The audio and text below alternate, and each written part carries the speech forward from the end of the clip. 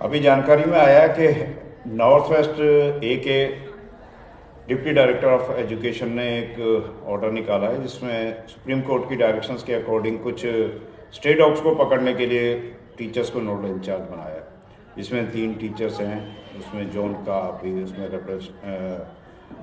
Represent करते हैं, वो 3 जोन का उसमें नाम लिखा है और उसमें 118 टीचर्स का उसमें नाम दिया गया है।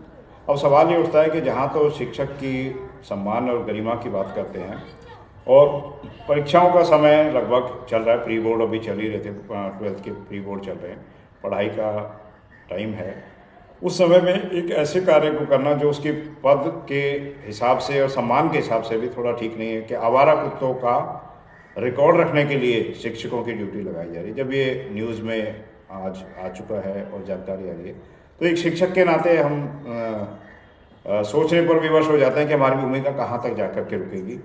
राष्ट्र को जब भी ज़रूरत पड़ती है, आपातकाल या कोरोना काल में जहाँ भी हमारी सेवाओं की ज़रूरत पड़ी हमने किया, लेकिन शायद ये अनुमान नहीं किया होगा कि ये कामों के लिए भी शिक्षक, दिल्ली के शिक्षक इस काम के लिए प्रयोग किए जाएंगे। बड़ा सोचनीय और निंदनीय विषय है। ये समझ नहीं आ रहा कि ये गिरावट कहाँ जाकर के रुकेगी। गलत है, ऐसा नहीं होना चाहिए। बच्चों के हित के लिए हमें केवल हमारे विद्यालयों में ही शिक्षण के लिए छोड़ दिया जाए तो समाज का और देश की यही हमारी सेवा होगी, इसी में समाज का कल्याण है। बाकी वैकेशन में आप हमारा कहीं भी प्रयोग कर सकते हैं, लेकिन वर्किंग डेज में किसी दूसरे कार्य में लगाना बच्चों के साथ में अन्याय है।